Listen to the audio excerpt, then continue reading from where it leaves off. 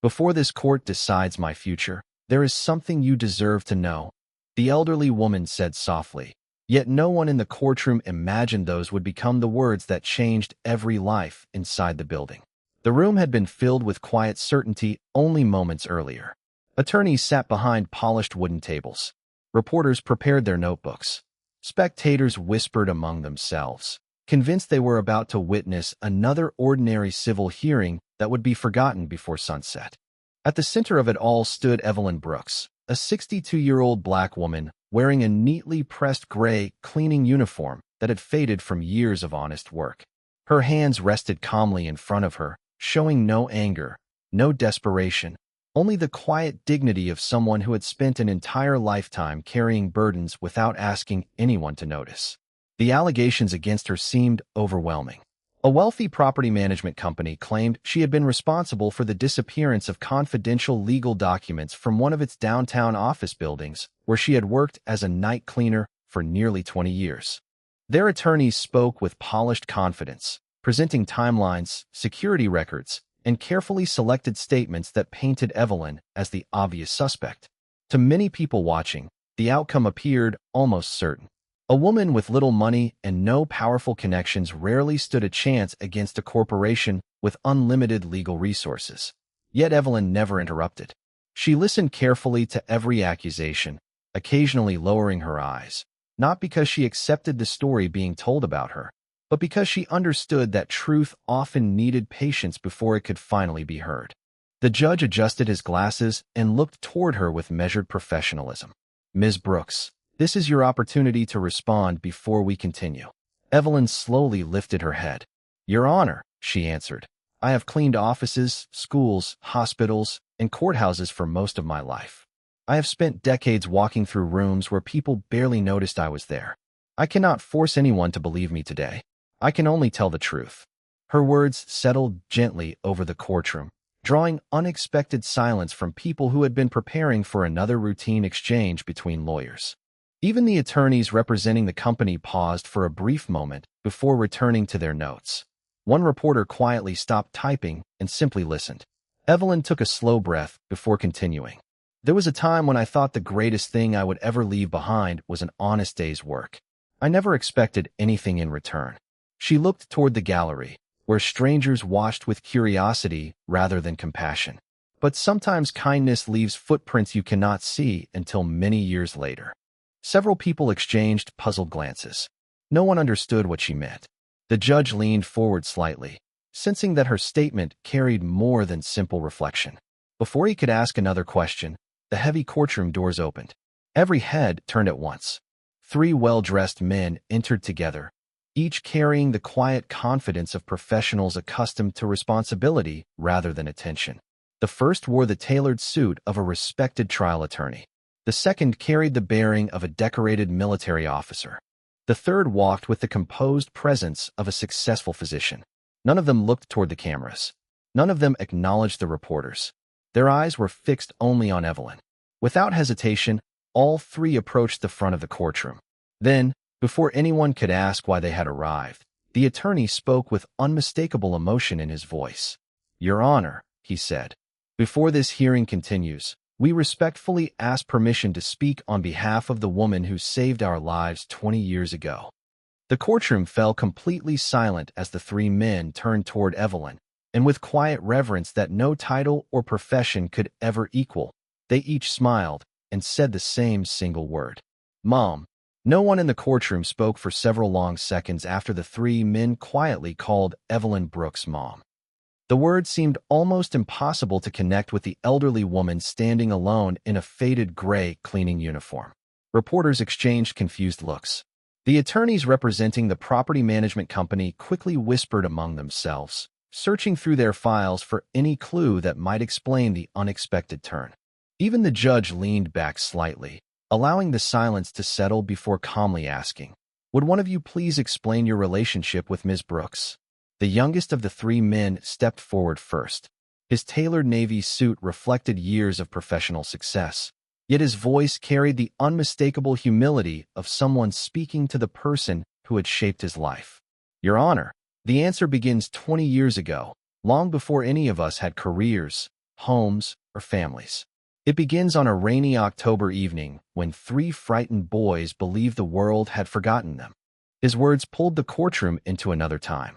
20 years earlier, the city looked very different to 12-year-old Nathan Carter. Every street seemed larger. Every building felt colder. After a state-funded children's shelter unexpectedly closed because of financial hardship, Nathan and two younger boys, Marcus Hill and Daniel Foster, found themselves transferred between temporary placements that never lasted more than a few weeks. Each move came with another promise that things would improve, yet every promise seemed to disappear faster than the last. Eventually, the three boys refused another transfer, terrified of being separated forever. They left together carrying everything they owned inside worn backpacks that weighed far less than the uncertainty resting on their shoulders. Autumn rain soaked their jackets as daylight faded behind rows of apartment buildings and office towers. They walked block after block searching for somewhere warm enough to rest until morning. Hunger slowly replaced conversation. Fear replaced hope.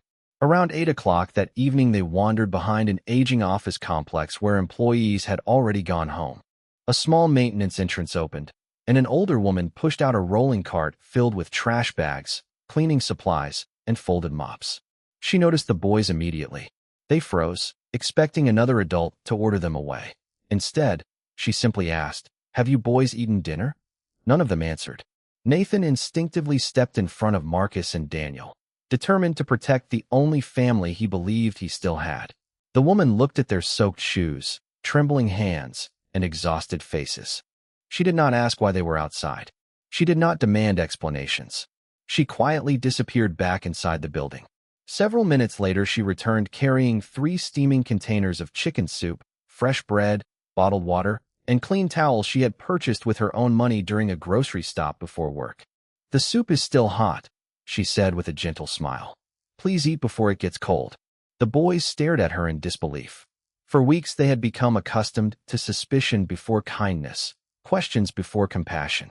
This stranger offered neither judgment nor conditions. Daniel accepted the soup first, unable to hide his hunger any longer. Marcus followed quietly. Nathan hesitated until the woman softly added, "You do not owe me anything. Every child deserves a warm meal." Those words remained with him long after the rain finally stopped. The woman introduced herself simply as Evelyn. She never mentioned that she worked 2 cleaning jobs every day just to afford a tiny 1-bedroom apartment. She never spoke about the sacrifices that already filled her life. That evening, she saw only 3 boys standing alone in the cold, and without realizing it, she made a decision that would forever change 4 lives instead of 1. That simple meal should have been the end of their encounter. Yet as Evelyn Brooks gathered the empty soup containers and prepared to return to work, she noticed the boys had not moved. They remained seated beneath the small awning behind the office building, pretending they had somewhere else to go once the rain completely stopped. She recognized the look immediately because she had worn it herself decades earlier after losing both of her parents before adulthood. It was the quiet expression of someone who had learned that asking for help often led to disappointment. Evelyn looked at the clock on the brick wall beside the service entrance. Her night shift had barely begun, and another cleaning job waited before sunrise. Every practical reason told her to continue working, finish her schedule, and let the system take responsibility for the children. Yet something inside her refused to walk away. She gently asked where they planned to sleep that night. Nathan lowered his eyes before answering honestly, "We do not know." Marcus tightened his grip on his backpack, while Daniel stared silently at the wet sidewalk. Evelyn took a slow breath. She knew exactly how little money she had in her checking account. Rent was due in less than a week. Her refrigerator held only enough groceries for a few days. Even so, she could not ignore 3 children standing alone in the cold. She made one phone call to the emergency youth assistance number she had seen posted inside public buildings. After patiently explaining the situation, she learned that no immediate placement was available until the following afternoon. Every nearby temporary shelter had reached capacity. The employee apologized sincerely, but could offer no immediate solution. Evelyn thanked the woman on the phone without expressing frustration. Hanging up, she looked back at the boys, who had clearly understood enough of the conversation to realize they still had nowhere to go. For several seconds, she said nothing. Then she smiled with quiet warmth that surprised even herself. "I have a very small apartment," she said. "It is nothing special. The couch is old, and the kitchen is tiny, but it is warm. You are welcome to stay tonight until we figure out what comes next." Nathan immediately shook his head. "We cannot take your home." Evelyn smiled again. "A home grows when people are welcomed into it." Those words settled gently over the frightened boys. 40 minutes later, they climbed the narrow staircase to a modest brick apartment building on the edge of the neighborhood. The one-bedroom apartment measured barely 700 square feet, yet everything inside reflected care rather than wealth. Family photographs covered one wall, even though many of the smiling faces belonged to neighbors, church friends, and former co-workers instead of relatives. Fresh flowers sat beside a worn Bible on the kitchen table. The air smelled faintly of laundry soap and cinnamon because Evelyn always baked inexpensive oatmeal cookies on weekends, believing every home deserved a comforting scent regardless of income. She handed each boy a freshly washed towel, found spare blankets stored in a hallway closet, and prepared simple grilled cheese sandwiches before insisting they eat one more meal. No expensive gifts appeared. No dramatic speeches followed. Instead, she quietly asked about their favorite school subjects, their dreams, and the names of the teachers who had encouraged them. For the first time in many weeks, the boys laughed without worrying about what tomorrow might bring. They still believed they would leave in the morning, never imagining that the tiny apartment they entered as frightened strangers would soon become the first true home any of them could remember. One night quietly became 1 week, and 1 week slowly became something none of them had expected. Social workers visited, paperwork was reviewed, temporary arrangements were discussed, yet every proposed solution seemed to separate the boys from one another. Nathan listened carefully each time an official explained the available options, but every conversation ended with the same fear returning to his eyes. Marcus might be sent to one foster home, while Daniel would be placed somewhere else, and Nathan could end up hundreds of miles away. Evelyn never interrupted the professionals or questioned their intentions. Instead, she asked one simple question that no one else seemed willing to ask. Can these brothers stay together? The answer was almost always the same. Resources were limited. Openings were scarce. There were no guarantees. That evening, after the boys had fallen asleep, Evelyn sat alone at her small kitchen table with a notebook, a calculator, and several unpaid bills spread before her. She calculated every dollar she earned cleaning offices before sunrise and government buildings after sunset. There was almost nothing left after rent, groceries, bus fare, and utilities. Common sense insisted that she could barely support herself, let alone 3 growing boys. Yet every time she imagined sending them away to different homes, her heart refused to accept the numbers written on the page. During the following weeks, she worked every extra shift available. She polished office floors while downtown skyscrapers stood empty before dawn. She cleaned courthouse hallways after judges had gone home. She accepted weekend assignments that other employees declined. Her hands grew rough from cleaning chemicals, but she never complained because each additional hour meant another meal on the table, another pair of school shoes, another chance for the boys to remain together. The apartment quickly adapted to its new life. The old couch became Nathan's bed. Marcus proudly claimed a neatly folded mattress on the living room floor, while Daniel slept in the bedroom until he felt comfortable enough to share the space with his brothers. Every morning Evelyn woke before 5 o'clock to prepare oatmeal, scrambled eggs, or pancakes made from the least expensive ingredients she could find. She left handwritten notes beside breakfast whenever her work schedule required her to leave before the boys woke up. The notes always ended the same way. Make good choices. Be kind. I believe in you. Those simple words became part of their daily routine. Neighbors soon noticed the unexpected family. Mrs. Henderson from the apartment across the hall occasionally left fresh vegetables outside Evelyn's door. Mr. Alvarez, a retired mechanic downstairs, repaired an old bicycle so the boys could ride to the neighborhood library during summer vacation. The community did not see charity. They saw a woman quietly building hope with whatever she had, and many chose to help without expecting recognition. As months passed, the boys slowly changed. Nathan no longer slept with his backpack beside him every night. Marcus began smiling more often than he worried. Daniel started bringing home drawings from school, each one showing the same tiny apartment with 4 people standing together beneath a bright yellow sun. One afternoon, his teacher asked him who the smiling woman in every picture represented. Daniel answered without hesitation, "That is my mom." The teacher gently corrected him, believing he had misunderstood the assignment. Daniel simply smiled. "Maybe she did not give birth to us," he said, "but she is the first person who has ever made our house feel like home." Without realizing it, Evelyn Brooks had already accomplished something no paycheck could ever measure. She had given 3 frightened boys the one thing every child deserves before success, before opportunity, and before recognition. She had given them the certainty that they belonged somewhere, and that certainty would shape every decision they made for the next 20 years. Years passed with remarkable quietness, the kind of years that rarely appear in newspapers because they are built from ordinary sacrifices instead of dramatic moments. Evelyn Brooks continued cleaning offices before sunrise and government buildings after dark, always returning home with enough energy to ask about homework, listen to stories from school, and remind the boys that character mattered more than circumstances. Nathan developed a passion for debate after one teacher encouraged him to join the speech club. Marcus discovered discipline and purpose through the Junior Reserve Officers Training Corps, where instructors recognized his calm leadership.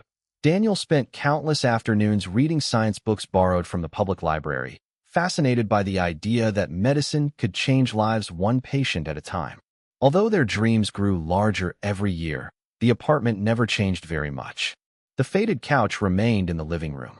The kitchen table still carried tiny scratches from years of shared dinners and late-night homework sessions.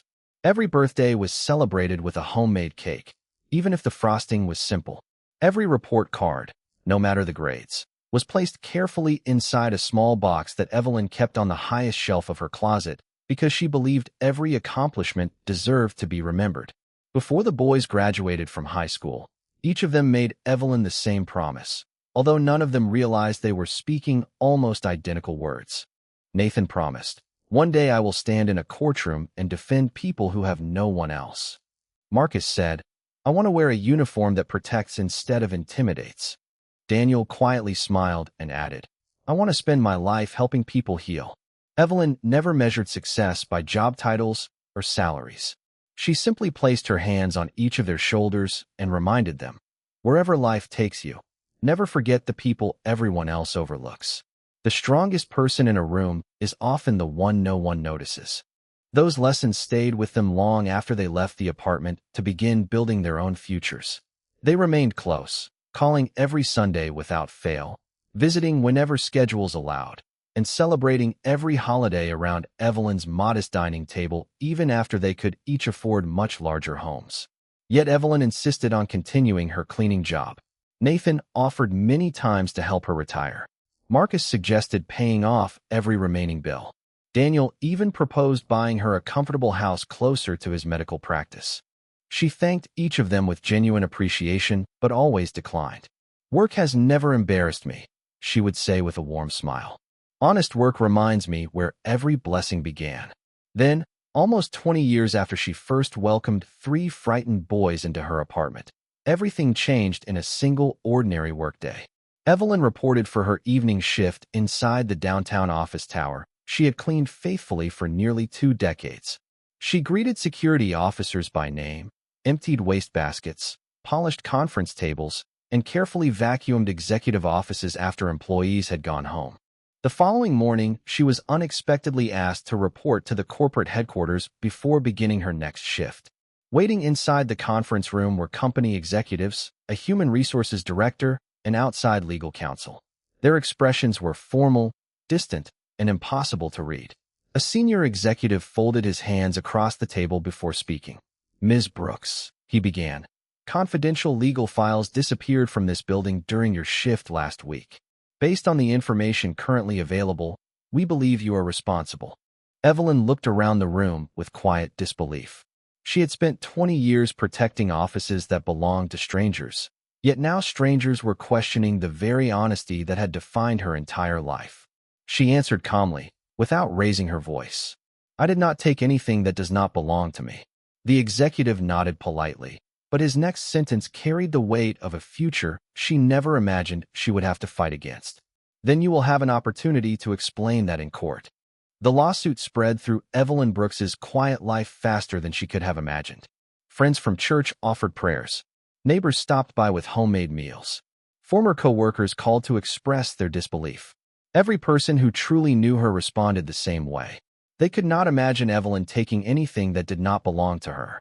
Yet inside the legal system, personal reputation alone could not erase carefully presented evidence. The property management company's attorneys built a polished narrative.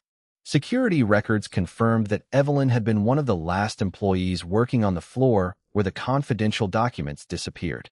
Electronic access logs showed her identification badge opening the executive suite during her normal cleaning schedule. Surveillance cameras captured her pushing her cleaning cart through the hallway several times that evening. Piece by piece, the company presented ordinary facts in a way that suggested extraordinary guilt. Evelyn listened carefully as her own routine became the foundation of accusations she never expected to face. She refused to respond with anger because she understood that frustration would not reveal the truth. Instead, she answered every question honestly, even when the answers appeared to strengthen the company's argument. Yes, I cleaned that office. Yes, I entered the conference room. Yes, I locked the door when I finished. Every statement reflected the same honesty that had guided her entire career. Unfortunately, honesty without proof often struggled against assumptions supported by appearances. When the company's attorneys offered her an opportunity to settle the case quietly by accepting responsibility in exchange for a reduced financial penalty, Evelyn politely declined. The attorney looked at her with professional sympathy and said, "Ms. Brooks, sometimes accepting a smaller loss is the safest decision." Evelyn smiled gently before answering. A person can recover from losing money. It is much harder to recover after surrendering the truth. She walked out of the conference room carrying nothing except a folder of legal documents and the quiet confidence that she had lived too honestly to begin lying now. That evening she returned to her apartment, where the familiar kitchen table had witnessed 20 years of family dinners, school projects, and birthday celebrations.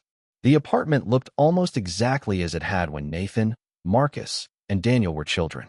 Their framed graduation photographs now stood beside more recent pictures of promotions, military ceremonies, medical conferences, and holiday gatherings. Evelyn looked at each photograph with grateful eyes before making 3 phone calls she had hoped she would never need to make. None of the calls lasted longer than a minute. She never described the accusations in detail. She never asked anyone to rescue her.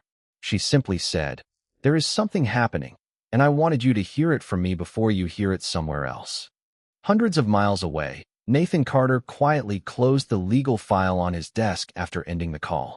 Across the country, Colonel Marcus Hill stood silently beside his office window, replaying every word his mother had spoken. Inside a busy hospital, Dr. Daniel Foster removed his reading glasses and stared at the family photograph displayed beside his computer. None of them panicked. None of them questioned whether Evelyn might be guilty. They had spent 20 years learning that integrity was not something she practiced only when life was easy. It was the foundation of every lesson she had ever taught them. Before the sun set that same evening, without discussing it with one another, all 3 men reached the same decision. Whatever obligations filled their calendars, whatever meetings awaited them, whatever distance separated them from the city where they had grown up, they would all return home. Because 20 years earlier one extraordinary woman had refused to let 3 frightened boys face an uncertain future alone, and now none of those boys, no matter how successful they had become, intended to let their mother walk into a courtroom by herself. When the hearing resumed, the courtroom expected another predictable day of legal arguments, evidence, and carefully rehearsed statements. Instead, it witnessed something that no schedule, no filing, and no attorney had anticipated. Nathan Carter stood beside Evelyn Brooks with quiet confidence, placing a slim leather folder on the defense table before addressing the judge. "Your Honor," he said respectfully, "my name is Nathan Carter. I am a licensed trial attorney, and I respectfully request permission to represent Ms. Evelyn Brooks with the court's approval." The judge reviewed the necessary documents, confirmed the required procedures, and granted the request. A noticeable murmur spread across the gallery as reporters quickly updated their notes. Moments earlier, Evelyn had appeared to be an elderly cleaning woman standing alone against an experienced corporate legal team. Now the balance inside the courtroom had shifted without a single dramatic gesture. Nathan did not begin with emotion. He began with facts. He calmly requested the complete electronic access records rather than the limited excerpts previously submitted by the plaintiff. He asked for maintenance schedules, cleaning assignments, visitor logs, and the building's complete surveillance timeline covering the entire evening instead of only selected video clips. The company's lead attorney objected several times, arguing that much of the information had no relevance to the missing documents. Nathan remained composed. "Context determines relevance," he replied. "Partial evidence can create a convincing story. Complete evidence reveals the truth." The judge allowed the requests. As additional records appeared on courtroom monitors, subtle details emerged that had never been discussed during the company's presentation. Several executives had entered restricted areas after normal business hours. Outside contractors had temporary building access that evening. Security patrols recorded routine activity on multiple floors long after Evelyn completed her assigned work. None of these facts proved her innocence by themselves, but they weakened the simple narrative that only one employee could have accessed the executive offices. Nathan then displayed Evelyn's employment record.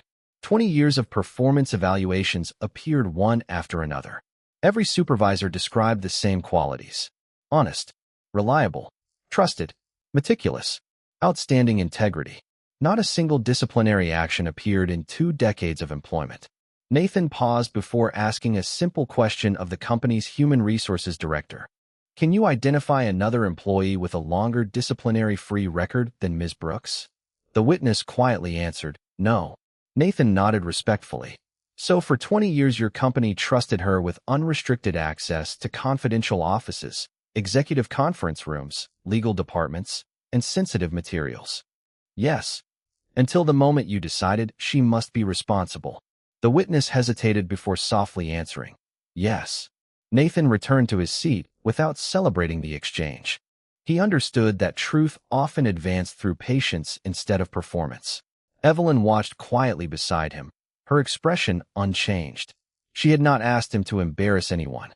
She had taught him that dignity should remain intact even during disagreement. During a brief recess, reporters gathered in the hallway discussing the unexpected direction of the hearing. Some focused on Nathan's skill as an attorney. Others became more interested in the remarkable relationship between the successful lawyer and the elderly woman he repeatedly called his mother. Few people yet realized that the story had only begun. As everyone returned to the courtroom, the large wooden doors opened once again. Another distinguished man entered wearing the formal dress uniform of a United States Army colonel. His decorations reflected decades of honorable service, but his attention never drifted toward the cameras or the spectators. He walked directly to Evelyn, smiled with unmistakable affection, gently embraced her hands, and then turned toward the judge. "Your Honor," Colonel Marcus Hill said with calm conviction, "I respectfully request permission to testify." Because the woman sitting here did not simply raise one grateful son. She raised 3, and each of us carries a different piece of the truth that brought us here today.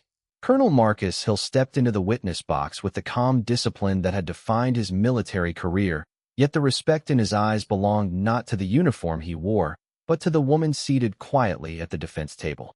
After taking the oath, he looked toward the judge before speaking. "Your Honor, I understand that this court must decide the facts of this case based on evidence, not emotion. I am here because the woman accused today spent 20 years teaching 3 boys that integrity is something you practice when no one is watching. I believe that lesson matters because it explains why none of us questioned her honesty for even a single second." The courtroom listened in complete silence. Marcus described the countless mornings he had watched Evelyn leave home before sunrise carrying a lunch packed in a worn paper bag, only to return long after dark with tired hands and the same warm smile waiting for them every evening. He explained that she had never spoken badly about people who treated her unfairly and never accepted shortcuts that compromised her principles. "She used to tell us that trust is built one honest decision at a time," Marcus said. She repeated those words so often that all 3 of us can still hear them today.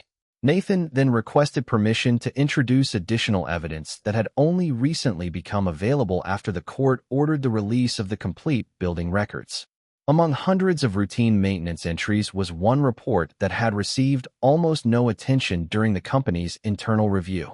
On the evening the documents disappeared, an outside information technology contractor had been granted temporary access to the executive floor to repair a network equipment cabinet located only a short distance from the legal department. Security records confirmed the contractor remained inside the restricted area for considerably longer than originally scheduled. The company's attorney immediately responded that the maintenance work had already been reviewed and found unrelated. Nathan remained composed. Then let us review it completely rather than partially. With the judge's permission, the contractor's access timeline was displayed beside the surveillance footage covering the same period. Although one hallway camera had briefly gone offline during the maintenance work, another camera overlooking the elevator lobby showed the contractor leaving the executive floor carrying a large equipment case that had not been present when he first arrived.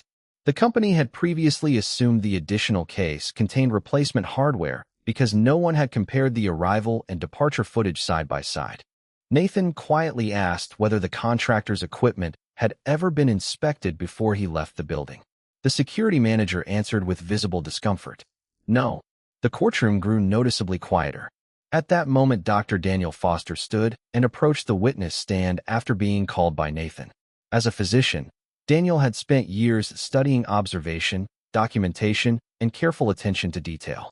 He explained that while reviewing the publicly available court exhibits, he noticed inconsistencies in the timestamps attached to several digital photographs of the executive office. Those images had been presented as though they documented the office immediately after Evelyn completed her cleaning assignment.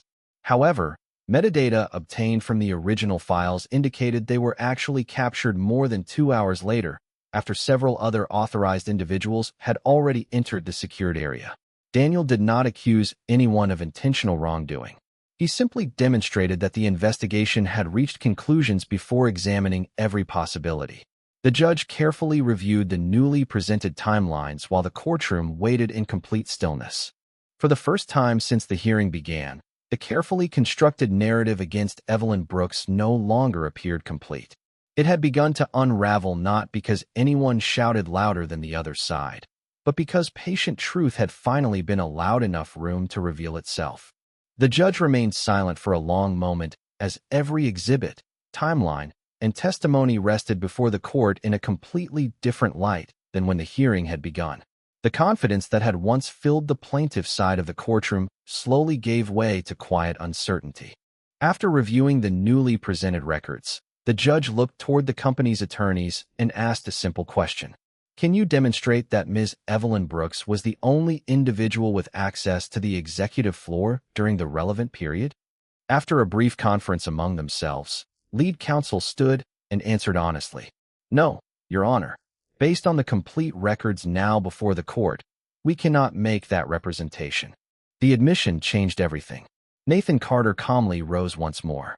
Your Honor, my client has spent 20 years earning the trust of every supervisor who ever worked with her. She deserved a complete investigation before becoming the focus of accusations.